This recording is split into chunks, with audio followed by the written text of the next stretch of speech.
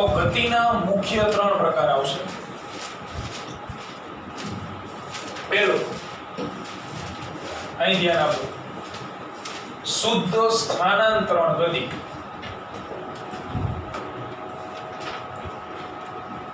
શુદ્ધ સ્થાનાંતરણ ગતિ એટલે રેખીય ગતિ. ચેપ્ટર નંબર 3 નામ જ આવે સુરેખ પથ પર ગતિ. એની અંદર આ જ આવતી હતી ગતિ. પદાર્થ, ટૂંકમાં આની વ્યાખ્યા શું થાય કે પદાર્થની એવા પ્રકારની ગતિ કે જેના લીધે પદાર્થનું શું થતું હોય, સ્થાનાંતર. સ્થાનાંતર થવું એટલે એક જગ્યાએથી બીજી જગ્યાએ ખસવું. એને શું કહેવાય? પદાર્થની શુદ્ધ સ્થાનાંતરણ ગતિ.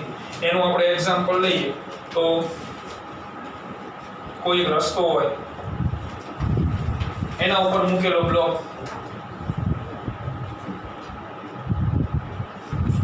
આ બ્લોક મૂકી દઈએ આપણે. આ ધારો કે આ દિશામાં ગતિ કરે છે v વેગથી, સદિશ v, અને આ છે પદાર્થ. તો પદાર્થ એટલે તંત્ર કહીએ કાંઈ, કારણ કે પદાર્થની અંદર અનંત કણો રહેલા હોય. એટલે દરેક કણ હશે, આમાં ધારો કે આપણે 1-2 કણ દર્શાવી, તો આ પહેલો કણ, આ બીજો કણ, દરેક કણ કઈ બાજુ ગતિ કરતા હોય? જે બાજુ પદાર્થ ગતિ કરે. ઉદાહરણ આપ્યું હતું બસનું. બસ જે બાજુ દોડતી હોય, અંદર રહેલા પેસેન્જર એ જ તરફ દોડતા હોય, ગલત દિશામાં હોય, એ જ બાજુ. એટલે આમાં આવશે આનો વેગ એ આ તરફ, એટલો જ વેગ સદિશ v. આનો વેગ પણ એ જ દિશામાં, સદિશ v. તો ટૂંકમાં કહેવાનો મીનિંગ કે રેખીય ગતિ હોય, એ રેખીય ગતિમાં તંત્રની અંદર રહેલા દરેક કણોના વેગના મૂલ્યો અને દિશાઓ કેવી હોય? સમાન. વેગની દિશા સરખી જ હોય અને વેગના મૂલ્યો પણ એક જ સરખા હોય, અલગ અલગ ન આવે. અંદર 5 કરોડ કણ રહેલા હોય તો દરેકની દિશાનું મૂલ્ય એક જ સરખા આવશે. કોના જેટલા હોય? તંત્ર જેટલા. તંત્ર જેટલા વેગથી ખસતો હોય એટલા જ વેગથી કણ ખસે. તો આ સ્થાનાંતરણ ગતિ. બીજી ગતિ આવશે ચાક ગતિ, જે આપણે ડિટેલમાં ભણવાની છે, જે સાદી ભાષામાં વર્તુળ ગતિ છે, બીજું કઈ નવીન નથી. પણ આમાં થોડાક સૂત્ર આવશે. તમે ભણી ગયા વર્તુળ ગતિ, પણ એ વર્તુળ ગતિમાં તમે એક જ સૂત્ર ભણેલા હતા, કેન્દ્રગામી બળ. આમાં બીજા વધારે પડતા સૂત્ર આપણે ભણશું. એટલે ટૂંકમાં આનો અભ્યાસ ડિટેલમાં કરવાનો આ ચેપ્ટરની અંદર. તો આનું ઉદાહરણ પણ આપ્યું હતું આપણે, સીલિંગ ફેનની ગતિ, ટેબલ પંખાની ગતિ. આ બધી ગતિમાં તમે જુઓ તો પદાર્થના સ્થાન બદલે. આ પંખો ભરે છે, સ્થાન બદલાનું, તો સ્થાનાંતર થયું કહેવાય નહીં. એટલે એનો મિનિંગ આને કહેવાય શુદ્ધ ચાક ગતિ. શુદ્ધ ચાક ગતિ એટલે પ્યોર વર્તુળ ગતિ થઈ. એનું આપણે એક્ઝામ્પલ લઈએ તો દ્રઢ પદાર્થમાં દોરવાનો અનિયમિત આકાર, આવી રીતે. કારણ કે તમને બુકની અંદર દ્રઢ પદાર્થનો ઉલ્લેખ વધુ આપેલો છે આ ચેપ્ટર. દ્રઢ પદાર્થ એટલે આપણે સમજાયું નિયરલી ઇક્વલ ટુ ઘન પદાર્થ થાય. બેની વર્તણૂક સરખી જ હોય. એટલે આની અંદર જે પણ કણ હશે એ આવી રીતે ગતિ કરતા હોય. આ પદાર્થ આખો ગોળ ગોળ ફરે છે, તો આની અંદર એક કણ તમે ધ્યાનમાં લો. દાખલા તરીકે આ કણ છે P, જે અક્ષથી r1 અંતરે છે. તો એ કેવી રીતે ગતિ કરતું હશે? આ મુજબ. આ એની વર્તુળ ગતિ થી. બીજો એકાદો પણ ધ્યાનમાં, જે ભ્રમણ અક્ષથી, આ જે અક્ષને અનુલક્ષીને ગતિ કરે છે ને, એને શું કહેવાય? ભ્રમણ અક્ષ અથવા ભ્રમણાક્ષ. બુક મુજબ ધારો કે કોઈ કણ અહીંયા છે Q, તો આનું જે વર્તુળ અથવા તો અંતર્યું એ નાનું છે કે નહીં?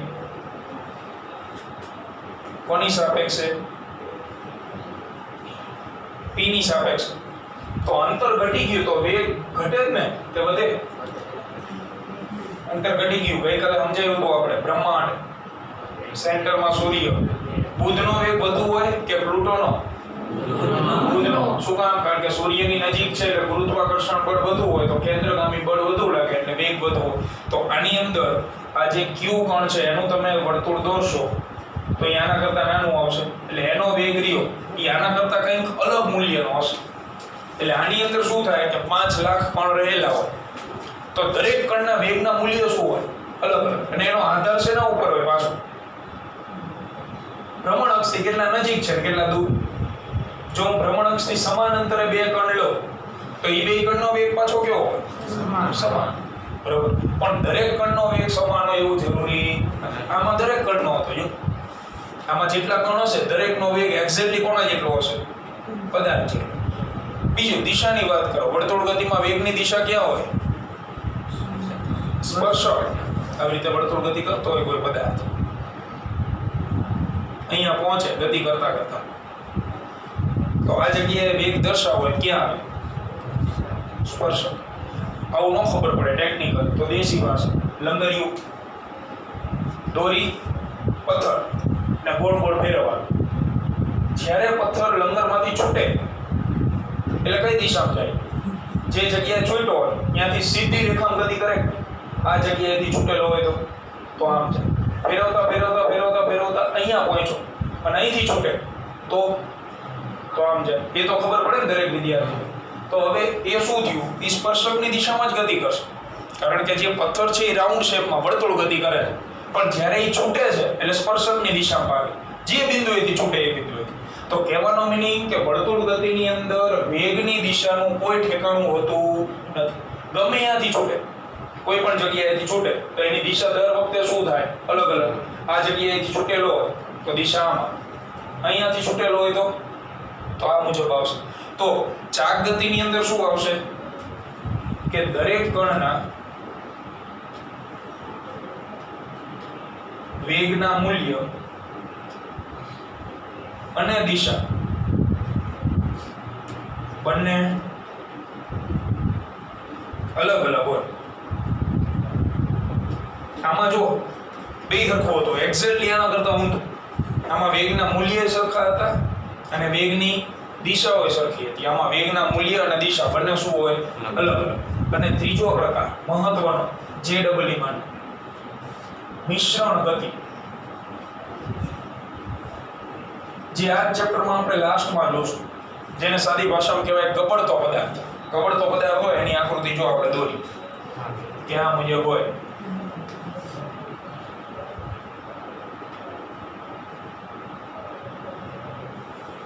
અહીંયાથી કોઈ પદાર્થ જે છે રાઉન્ડ શેપમાં એ મૂકી દઈએ આપણે તો આ એનું સંપર્ક બિંદુ થઈ ગયું. બોલો આવડો આ પદાર્થ કઈ કઈ ગતિ ધરાવશે? બે. કારણ કે આ પદાર્થ જ્યારે નીચે ગબડશે તો એનું સ્થાન શરૂઆતમાં એનું કેન્દ્ર અહીંયા હતું. થોડાક સમય પછી કેન્દ્ર અહીંયા પહોંચી ગયું હોય કે નહીં? એટલે સ્થાનાંતર થયું કે નહીં? તો કઈ ગતિ થઈ? સ્થાનાંતરણ એટલે રેખીય ગતિ. તો રેડ કલરની પેનથી દર્શાવી મેં એ રેખીય ગતિ. સાથે સાથે સીધો જાય કે ગોળ ગોળ ગોળ ગોળ એટલે વર્તુળ એટલે આવી ગતિ થઈ. તો બ્લેક કલરની પેનથી જે દર્શાવી છે એ કઈ ગતિ થઈ? ચાક ગતિ. એનો મીનિંગ જે પદાર્થ રેખીય સાથે સાથે ચાક ગતિ કરતો હોય તો પદાર્થની આ પ્રકારની ગતિને શું કહેવાય?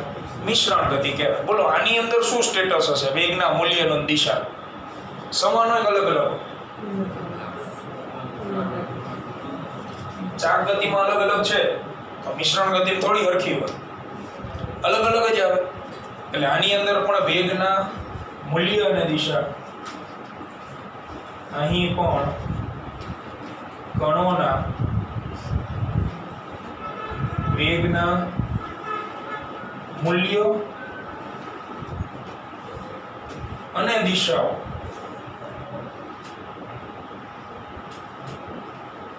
અલગ અલગ જ હોય. એટલે એક્ઝેક્ટલી ચાક ગતિ જેવું જ સ્ટેટસ. બરાબર. તો આ ત્રણ પ્રકારની ગતિના ઇન્ટ્રોડક્શન પૂર્ણ થયા જે ચેપ્ટરની શરૂઆતમાં આપ્યા. પેજ નંબર જુઓ 143.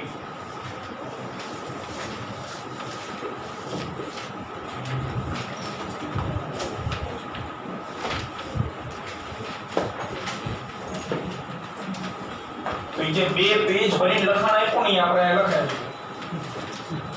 ચોકડીના 2 પથ્થા આપણું એક બોલ એમાં આકૃતિ નંબર 7.1 જુઓ 7.1 બોલો કયા પ્રકારની ગતિ દેખાય છે રેખીય અથવા સ્થાનાંતરણ કારણ કે એમાં તમે ચોરસ બ્લોક મૂક્યો એટલે ઈ તો ગબડવાનું નથી ઈ તો સીધો લક્ષ છે એટલે ઈ કયા પ્રકારની ગતિ થઈ શુદ્ધ સ્થાનાંતરણ રેખીય ગતિ થઈ એમાં કોણ દર્શાવ્યા જો p1 p2 બેયના વેગની દિશા કેવી દેખાય સમાન અને મૂલ્ય સરખા છે પછી બીજી ગતિ અમને આપેલી છે ચાક ગતિ તો ચાક ગતિ આપણે જોવી હોય તો એ છે ના બીજી મિશ્રણ ગતિ છે આકૃતિ નંબર 7.2 દેખાય 7.2 ઈ આ રહી છે જો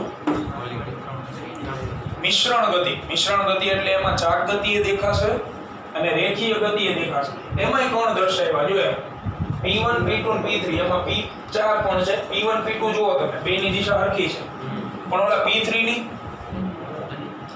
અલગ દેખાય છે કે નહીં સ્પર્શક દોર્યો જો એમને દેખાય સ્પર્શક એટલે એનો મીનિંગ એમનો કહેવાનો મીનિંગ ખાલી એટલો છે કે ચાક ગતિની અંદર અથવા રોલિંગ ગતિની અંદર વેગની દિશા સરખી હોય નહીં મૂલ્ય એ તો કોઈ દી સરખા નથી રહેવાના ચાક ગતિ અને પ્યોર ચાક ગતિ શુદ્ધ ચાક ગતિ જે આ રહી છે જે આપણે ભણવાની છે એની વધારે આકૃતિઓ આવી છે તો એ બધી આકૃતિઓ તમને દર્શાવી છે જો પંખો દર્શાવ્યો છે કુંભારનો ચાકડો દર્શાવેલો છે એ સિવાય આ બાજુ જુઓ તો ટેબલ પંખો ભમરડો બધું ઈ કેવી ગતિ થઈ પ્યોર ચાક ગતિ થઈ કારણ કે એમાં જો પદાર્થના સ્થાન નહીં બદલાય ઓલો કુંભારનો ચાકડો ફરતો હોય તો એનું સ્થાન બદલાય નહીં પછી ટેબલ પંખો દર્શાવ્યો બાજુના પેજમાં એમાંય સ્થાન ન બદલાય એટલે કયા પ્રકારની ગતિ થઈ શુદ્ધ ચાક તો એ આખા 2 પેજ આપણે ચેપ્ટરની શરૂઆત એમાં ચોપડીમાં અહીંયાથી આપી એટલે પહેલા દિવસે નો જ આવે ને આપણે કણોના તંત્ર ભણ્યા હવે ચાક ગતિ ભણ્યા એટલે એ વસ્તુ આવી બરોબર છે તો આને વ્યવસ્થિત લખવાનું હવે એક કામ કરો પહેલા તો આ ગતિ ત્રણેય ટાઇટલ આપી દો હું ત્રણેયની વ્યાખ્યા બોલીને લખાઈ દઉં કારણ કે વ્યાખ્યા લખવાની આમાં જગ્યા નથી એટલે ખાલી ત્રણેયના ટાઇટલ આપી દો પછી હું ત્રણેયની વ્યાખ્યા લખાવું પછી આકૃતિ આ બધું જે છે ને લખાણ લખજો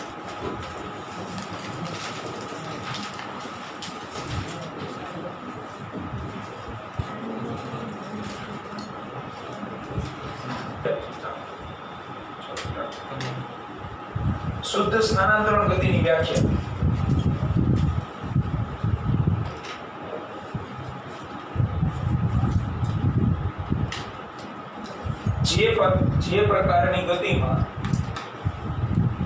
જે પ્રકારની ગતિમાં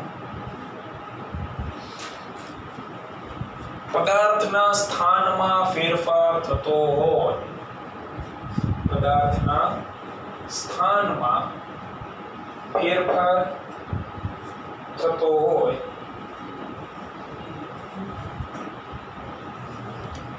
તેને ડેશ ડેશ ડેશ પછી નીચેથી આ બધું તમારે લખ નાખવાનું બરોબર પછી ચાક ગતિની વ્યાખ્યા લખો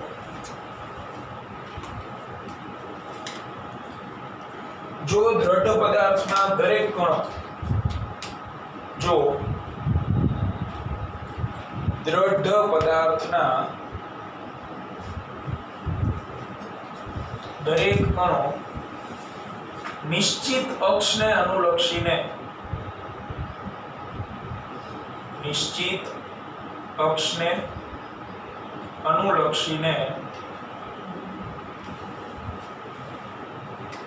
વર્તુળ ગતિ કરતા હોય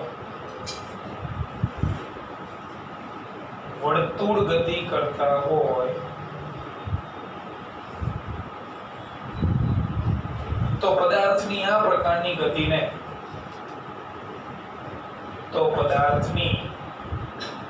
પ્રકારની ગતિને ડેશ ડેશ ડેશ ચાક ગતિ કહેવાય પછી મિશ્રણ ગતિની વ્યાખ્યા લખો કે જે પદાર્થ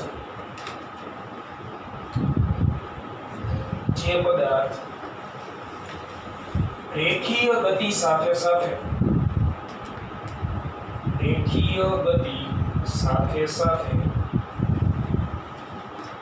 ચાક ગતિ પણ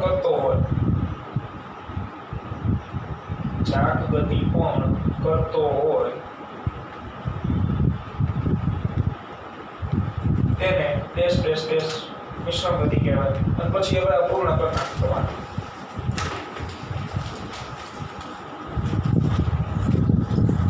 ધોરણ 12 માટે પણ સદિશ ગુણાકાર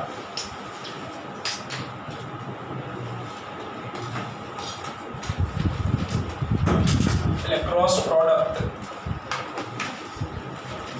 અદિશ ગુણાકાર ભણી ગયા તમે ચેપ્ટર 4 માં. સદિશ A ડોટ સદિશ B તો શું આવે આનું AB cos theta. AB cos theta. બસ આના જ ઉપરથી આવશે સદિશ ગુણાકાર. તો પહેલા એની વ્યાખ્યા ધ્યાનથી ભણજો. આ જો બે સદિશ રાશિઓનો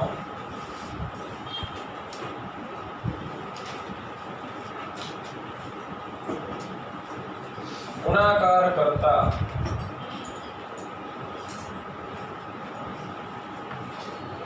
મળતું પરિણામ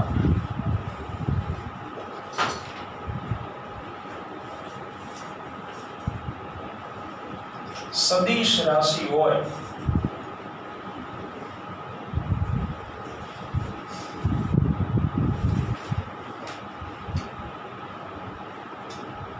તો તેને બે સદિશોનો કેવો ગુણાકાર કહેવાય? સદિશ. અદિશ ગુણાકારની વ્યાખ્યા શું આવે? અહીંયા અદિશ આવે. બે સદિશોનો ગુણાકાર કરતા જો મળતું પરિણામ અદિશ રાશિ હોય તો એને અદિશ ગુણાકાર કહેવાય. હવે આને સમજીએ આપણે કઈ રીતે આમાં ફેરફાર આવશે. જો બે સદિશ તરીકે આપણે સદિશ A અને સદિશ B લઈએ તો આ છે સદિશ A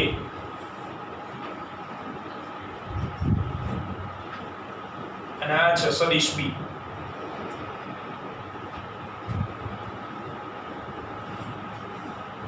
તો સદિશ A અને સદિશ B નો ગુણાકાર આપણે કરવો હોય તો એને કહેવાય ક્રોસ પ્રોડક્ટ. એટલે આ બેનો ગુણાકાર આપણે કરીએ તો એને પહેલા સંજ્ઞા સ્વરૂપે આમ દર્શાવે A ક્રોસ B. અદિશમાં કેવી રીતે દર્શાવતા હતા?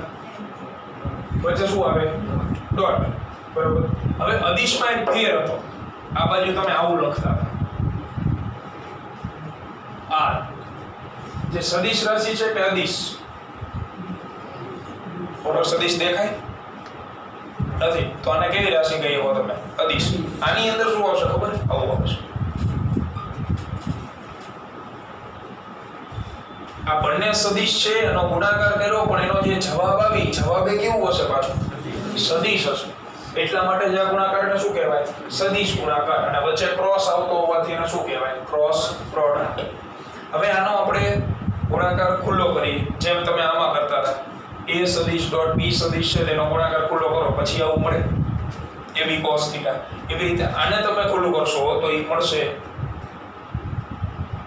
AB sin θ. શું મળે? AB sin θ. ઓલામાં શું મળતું હતું? cos θ. ખાલી આવડો નાનકડો એવો ફેરફાર, બીજો કઈ નવીન નહીં. ડોટ પ્રોડક્ટ હોય તો cos વિધેય આવે, ક્રોસ હોય તો sin વિધેય આવે. એટલું યાદ રાખવાનું થાય. પણ હવે બીજો એક આપણે બાબત જોઈએ. અહીંયા તો આ સદિશ જ આવશે. A એટલે કોણ? પહેલા તો થીટા કોણ થાય? થીટા એ સદિશ A અને સદિશ B વચ્ચેનો શું થાય? ખૂણો.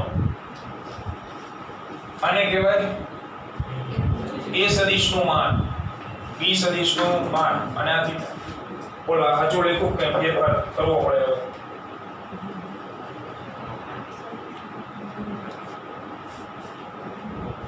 સાચું સમીકરણ છે કે કઈ લોચો લાગે? જે તમને દેખાય જે પ્રમાણે ખબર પડતી હોય એ પ્રમાણે.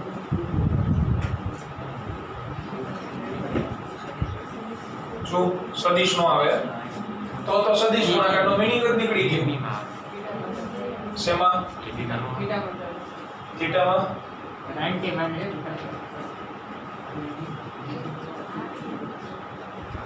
બોલો.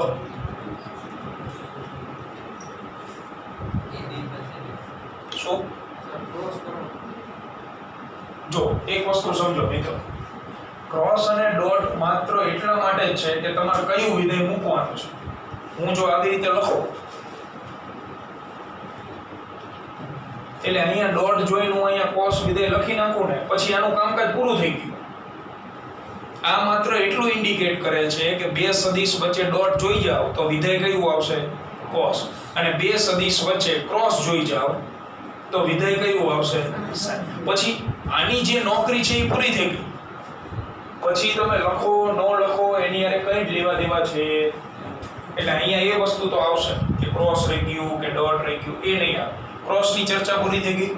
ક્રોસ એટલે કયું લખ્યું મેં? સાઇન. એટલે એની વાર્તા પૂરી. આનો રોલ જે હતો એ ભજવી લીધો એને. સમજાય છે? એટલે આ નીકળી ગયું. બીજું બોલો ફેરફાર દેખાતો હતો. શું? બરોબર. જો ફેર દેખાતો ધ્યાનથી તમે જુઓ તો આ જગ્યાએ ડોટ પ્રોડક્ટમાં તમે આવું લખતા હતા. બરોબર છે? આ બે પદમાં એક ફેરફાર તો દેખાય જ છે કે આમાં કોસ આવતું હતું, આમાં સાઇન આવે. બીજો એક નાનકડો એવો ફેરફાર દેખાય છે. નાનકડો એવો ફેરફાર કયો છે? અહીંયા જો આ કોણ છે? આ સદિશનું મૂલ્ય.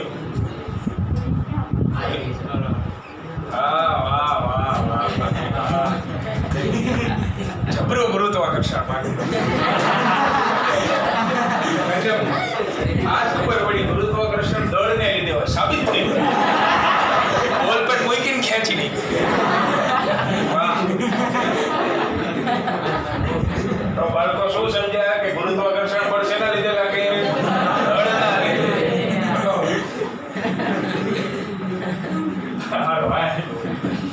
આ જગ્યાએ આર સદિશનું માન લખતા હતા એટલે અદિશ લખતા હતા. અહીંયા દેખાય ને આ કોણ છે? આર સદિશ. હવે લોચો એ થયો કે બરાબરની ડાબી બાજુ મેં જે લખેલું છે આવડું આ સદિશ સ્વરૂપ છે. કેવું સ્વરૂપ છે? સદિશ સ્વરૂપ છે. અને જમણી બાજુ જુઓ આ મૂલ્ય, આ મૂલ્ય આવડું આ મૂલ્ય. તો જમણી બાજુ સ્વરૂપ જ કેવું છે? અદિશ સ્વરૂપ છે. આ મોટો લોચો. આમાં એવું નતું થતું કારણ કે નામ જ અદિશ ગુણાકાર હતું. ડાબી બાજુ અદિશ આવે, જમણી બાજુ અદિશ આવે એટલે વચ્ચે તમે પ્રેમથી ઇક્વલ ટુ મૂકી શકો. બે બાજુ હાલ ભાઈ હાલ આપણે બે થાય. બે બાજુ અદિશ. આમાં ન થાય ને એવું. આ સદિશ છે આ જમણી બાજુ અદિશ છે. તો હવે શું કરવું પડે આપણે?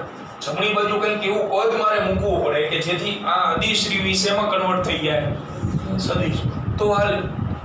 અને પાછું એ પદ કેવું મૂકવાનું કે જવાબમાં નો ફેરફાર થવો.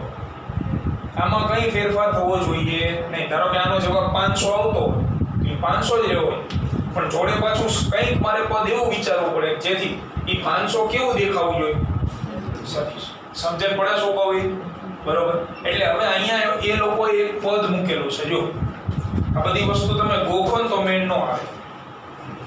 પહેલા તો ડાઉટ ક્લિયર થઈ ગયો કે ફેર શું છે, કે આ સદિશ સ્વરૂપ છે, આ અદિશ છે. તો હવે એને આપણે એડિટ શું કરશું? તો એડિટ આમ આવશે.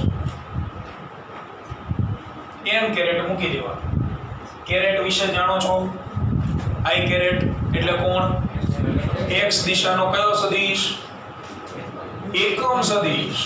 જો બે સદિશ તો હંમેશા યાદ રાખજો, બધી જગ્યાએ આવશે. 12મા ધોરણમાં આવશે. એક સ્થાન સદિશ જે આપણે ચાકગતિની શરૂઆતમાં શીખવાડેલો હતો. આ કોઈ પણ કણનો સ્થાન દર્શાવતો સદિશ એટલે સ્થાન સદિશ.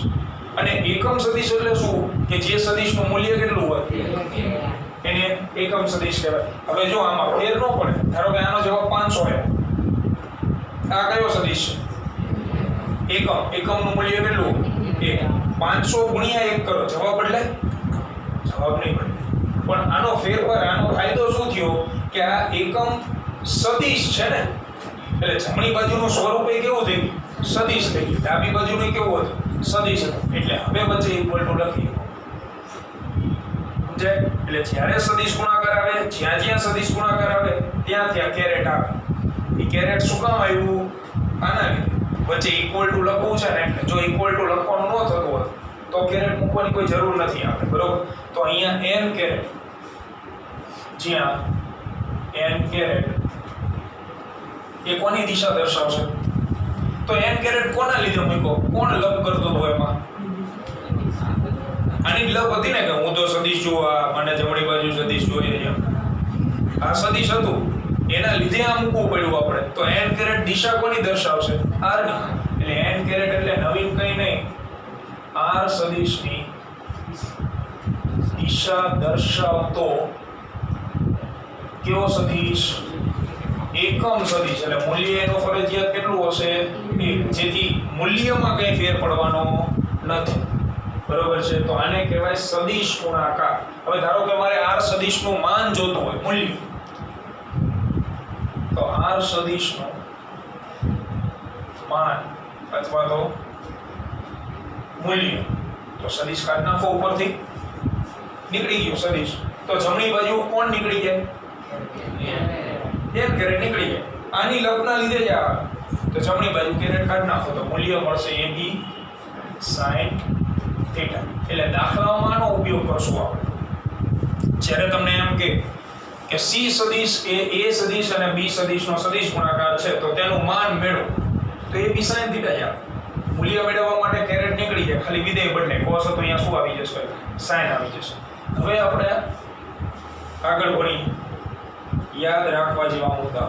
યાદ રાખવા જેવા એટલે ગોખવાના નથી, એપ્લાય કરવાના છે. અને ટીલ ધોરણ 12, ધોરણ 12 પૂરું ન થાય ત્યાં સુધી 11 12 માં ધોરણ 12 પૂછી લો. ચોથું ચેપ્ટર ચાલુ ચુંબક, એને પૂછવાનું સદિશ ગુણાકાર આવડે ને એને ચોથું ચેપ્ટર આવડે. અને ચોથા ચેપ્ટર છે આપણો લોટ છે 4 5 6 અને 8, બધામાં આનો નિયમનો ઉપયોગ આવે. એટલે આ મુદ્દા જે છે એ તમારે યાદ રાખવાના છે. તો પહેલો પ્રશ્ન તમારા મગજમાં આવો કે તમે એવું કીધું કે પરિણામી સદિશ રાશિ હશે. સદિશ રાશિ હોય તેની આગળ હોય શું? દિશા. કઈ દિશા લેવાની? એવો પ્રશ્ન થવો જોઈએ ને કે આ દિશા લેવાની, અને આ સદિશ છે એટલે દિશા લેવાની, પણ કઈ? તો એના માટેના નિયમો છે કે સદિશ r ની દિશા મેળવવા માટે સોનેરી નિયમો.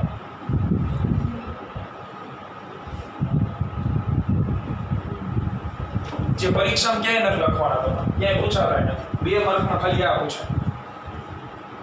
આવડું આપણા કમ્ફર્ટ ઝોન માટે છે, બરાબર? તો r સદિશની દિશા કેવી રીતે મેળવવાની જોતા જજો. હું અહીંયા પહેલા આ 2 સદિશ દેખાય ને, આ 2 સદિશ દોરેલા છે, હું અહીંયા સ્ટેપ લખતો જઈશ. ટૂંકમાં આપણે એક આખું પ્રક્રિયા પૂર્ણ કરવાની છે, એના 4 સ્ટેપ આવશે. પહેલું સ્ટેપ લખીશ એ તમારે એપ્લાય કરી દેવાનું, બીજું સ્ટેપ લખીશ એ એપ્લાય કરવાનું, ત્રીજું અને ચોથું, છેલ્લે ચોથા સ્ટેપમાં તમને સદિશ r ની દિશા મળી ગઈ. તો સૌથી પહેલું સ્ટેપ સદિશ a અને સદિશ b ની પૂછ જોડો. બોલો જોડીએ કો. સદિશ a અને સદિશ b ની પૂછ જોડવી તો આકૃતિ કેવી રીતે બને? અને ઉપર એને ક્યાં મૂક દો? અહીંયા. એટલે આવી રીતે થાય સદિશ a સદિશ b, આ પ્રમાણે થઈ ગઈ. અને આ થીટા રહ્યો, થીટા એ આ જ જો,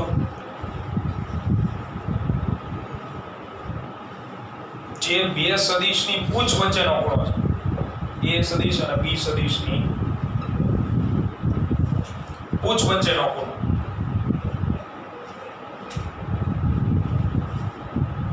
હવે સ્ટેપ નંબર 2, આમાં કોઈ ડાઉટ? જેનો ક્રોસ ગુણાકાર કરવાનો હોય એ 2 સદિશને પહેલા શું ભેગી કરી નાખવાની? પૂછડી. બીજો સ્ટેપ સમતલ રચો. સમતલ બનાવવું એટલે શું? સમતલ એટલે શું? ચોરસ, લંબચોરસ, ચતુષ્કોણ, એવું જ ને? એ જ થાય ને સમતલ એટલે, બરોબર? સમતલ માટે બાજુ કેટલી હોય? બાજુ 4 હોય, પણ દિશાઓ 2 જ. 2 તો હાજર છે જ. આને લગતું સમતલ કઈ રીતે બને? તો સમાંતર જોડી નાખવાની. આને સમાંતર દિશા અહીંયા,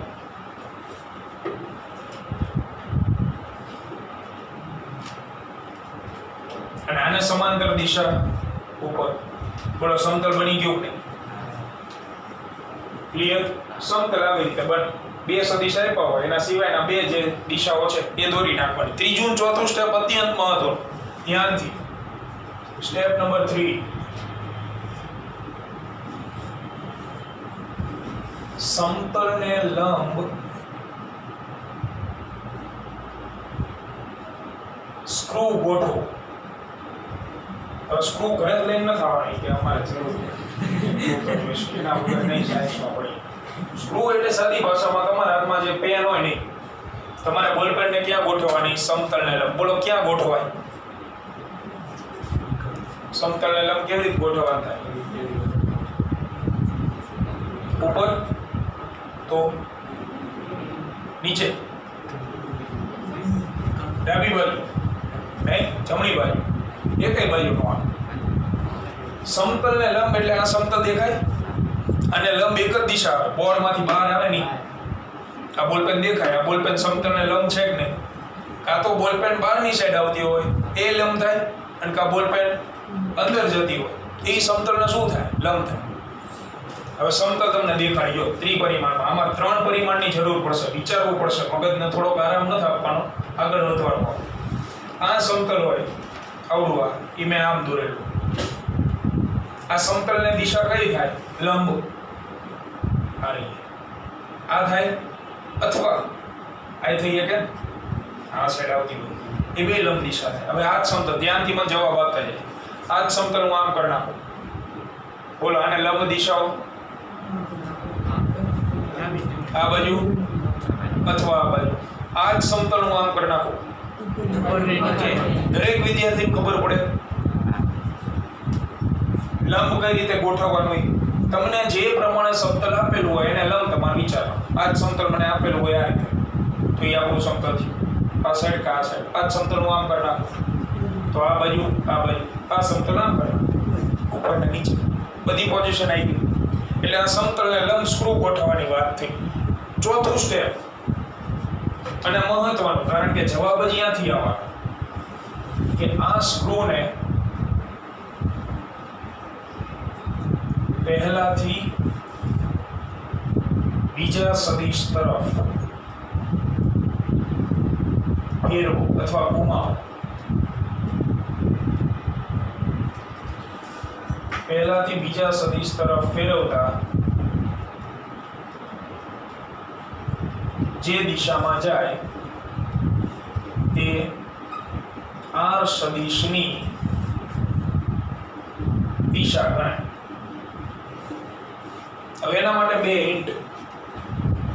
સ્ક્રૂ જે તમે બોલપેન રાખેલી એ બે જ દિશામાં ફરશે, એક સમઘડી દિશામાં અને એક વિષમઘડી દિશામાં. તો સમઘડી દિશામાં કોઈ પણ વસ્તુ ફરતી હોય ને એટલે હંમેશા આગળ જ વધે, અને વિષમઘડી દિશામાં કોઈ વસ્તુ ફરતી હોય ને તો એ પાછળ પડે. બેસ્ટ એક્ઝામ્પલ, બેસ્ટ પાણીની બોટલ. પાણીની બોટલનું ઢાંકણું તમે ખોલો તો તમે સમઘડી દિશામાં એને ફેરવો છો વિષમઘડી? દરેક વિદ્યાર્થી જવાબ આપજો, આ જરૂરી. પછી 12મા ધોરણમાં રાયડો ન નાખતા, કઈ વિષમઘડી દિશામાં ફરે ને એટલા માટે ઢાંકણું એ પાછું પડે એટલે ખુલે. વિષમઘડી દિશામાં ફેરવો છો એટલે ખુલે. એ ઢાંકણું બંધ કરો એટલે કઈ દિશામાં ફરે? એટલે એ ઢાંકણું આગળ વધે. એટલે સમઘડી વિષમઘડીમાં જ્યારે પણ લોચો થાય તો બોટલનું ઢાંકણું નીચે લેવાનું તમારે. બરાબર. હવે આપણને આનો જવાબ આપો. સ્ક્રૂ કેવી રીતે ગોઠવો તો તમે? આવી રીતે ગોઠવો તો પહેલાથી બીજા સદિશ તરફ. તો કોનો ક્રોસ ગુણાકાર નીકળે આપણે કરવા માટે? એ અને બી. પહેલો કોણ થયો? એ. બીજો કોણ થયો? બી. બોલો ફેરવો એ થી બી. સમઘડી ફરે છે કે વિષમઘડી ફરે છે? સ્ક્રૂ આમ હોય હંમેશા તમારો જમણો હાથ સમતલને લંબ આવી રીતે ગોઠવી દેવાનો. આમાં સમતલ કોણ હતું? આર્યુ એ, અને લંબ તમે હાથ ગોઠવો જમણો હાથ. બોલો કઈ બાજુ ફેરવવાનો છે? એ થી બી ઉપર. અહીંયાથી આમ એ થી બી ફેરવો. ક્લોકવાઇઝ કે એન્ટી ક્લોકવાઇઝ? એટલે જમણો હાથ તમારો હોય કે નહીં એને આ રાખી દો આમ કરીને આમ. તમે આંગળી નથી ચિંતા બીજા કોકને હાલે ચોપ થઈ ગયા એમ કરે. એવું જ કરવાનું. સમતલ બને કે નહીં એને સમતલ ને લંબ આંગળી ગોઠવી દેવાની. આ સમતલ ને લંબ આંગળી પહેલા સદિશ થી બીજા સદિશ તરફ ફેરવો. સિમ્પલ પ્રશ્ન. A થી B ફેરવો ધીમેથી. સમઘડી ફરે દરેક વિદ્યાર્થી. સમઘડી ફરે વિષમઘડી ફરે? વિષમઘડી ફરે છે ને? ફેરવશો તો જ ખબર પડશે બાકી મને પડે. વિષમઘડી દિશામાં ફરે છે. બોલો વિષમઘડી ફરે એટલે સ્ક્રૂ આગળ વધે કે પાછો પડે? પાછો પડે એટલે આ સમતલમાંથી બહાર નીકળો ગણાય કે અંદર ગયો ગણાય? બહાર. એટલે આનો જવાબ આવશે R સદિશ બરાબર A ક્રોસ B નો આની દિશા સમતલને લંબ ક્યાં મળે? બહાર. આ જવાબ ખબર પડી? ફરીથી એક વખત ત્રીજું અને ચોથું સ્ટેપ જ મહત્વનો. જવાબ ત્યાંથી જ આવશે. આ તો બધાને આવડે પણ આના જવાબ મળે છે નહીં. જવાબ ગોતવા માટે આ બે સ્ટેપ આવશે. એટલે પહેલા તમારે પૂંછ જોડ દેવાની, સમતલ બનાવી નાખવાનું. ત્રીજું સ્ટેપ શું? જે સમતલ હોય એને લંબ આંગળી. જે પણ સમતલ બને એને લંબ. સમતલ આમ બન્યું હોય તો આમ આંગળી રાખો અથવા આમ રાખો, ગમે ત્યાં રાખો. ચોથું સ્ટેપ શું? પહેલા સદિશથી બીજા સદિશ તરફ તમારી જમણા હાથની જે આ આંગળી રહે એને ધીમે ધીમે ફેરવો. બે દિશા પર સમઘડી કા વિષમઘડી ફેરવો જોઈએ. આના શીર્ષથી આના શીર્ષ તરફ જઈએ તો વિષમઘડી ફરે છે કે નહીં? વિષમઘડી ફરતું હોવાથી આ સ્ક્રૂ રહ્યો એ ક્યાં નીકળે? બહારની સાઈડ નીકળે. બહારની સાઈડ નીકળશે એનો મીનિંગ સદિશ આગળની દિશા સમતલને લંબ ક્યાં આવે? બહાર. અને જો તમને આવું પૂછેલું હોય કે what about B cross A, તો પહેલા ત્રણ સ્ટેપ તો ઈ નહીં જ આવે ને. ચોથું સ્ટેપ બદલાય. પહેલો સદિશ કોણ થયો હવે અને બીજો ફેરવો તો હવે B થી A કરે સમઘડી. સમઘડી ફરતો હોવાથી સ્ક્રૂ ક્યાં જાય? તો તમને ડોટ ગુણાકારમાં એવું લખાયેલું છે સાહેબ સદિશ A ડોટ સદિશ B ઇક્વલ ટુ સદિશ B ડોટ સદિશ A. ક્રમનો નિયમ પડે. આમાં નહીં પડે. જો આમાં તમને A ક્રોસ B ની દિશા ક્યાં મળી? બહાર. B ક્રોસ A ની ક્યાં મળે છે? મૂલ્ય હરખું આવશે, દિશા હરખી નહીં આવે. એટલે ક્રમનો નિયમ આમાં પડાય. આને તમારે 12મા ધોરણ સુધી યાદ રાખવાનું. જ્યાં લખવું હોય ત્યાં લખ નાખવાનું. પરીક્ષા લક્ષી બિલકુલ નથી. તમારે અલગ નોટમાં લખવાનું થતું હોય તોય ભલે, આ જ નોટમાં લખવાનું થતું હોય છે ખુદી સાચવવાના હોય તોય ભલે. પણ હું 12મા ધોરણમાં સીધું તમને એમ જ કહીશ કે ચાક ગતિમાં મેં તમને સોનેરી નિયમ લખાવ્યા છે, વાંચી લેવાના. ત્યાં પછી આ ચર્ચા બીજી વાર કરવા જ નહીં પડી. ત્યાં સીધો ક્રોસ ગુણાકાર આવશે એટલે હું ફટાફટ મળી પડીશ કે જો આ સમતલ બન્યું એને લંબ સ્ક્રૂ ગોઠવો ને આમ ફેરવા દિશા જેને ખબર હોય એ વ્યવસ્થિત વાંચી લેવાના. એટલે આને બને એટલું વધારે તૈયાર કરજો. બરોબર છે? હજી આની ચર્ચા કરશું પણ યોગ્ય સમય પહેલા પૂર્ણ કરીને આને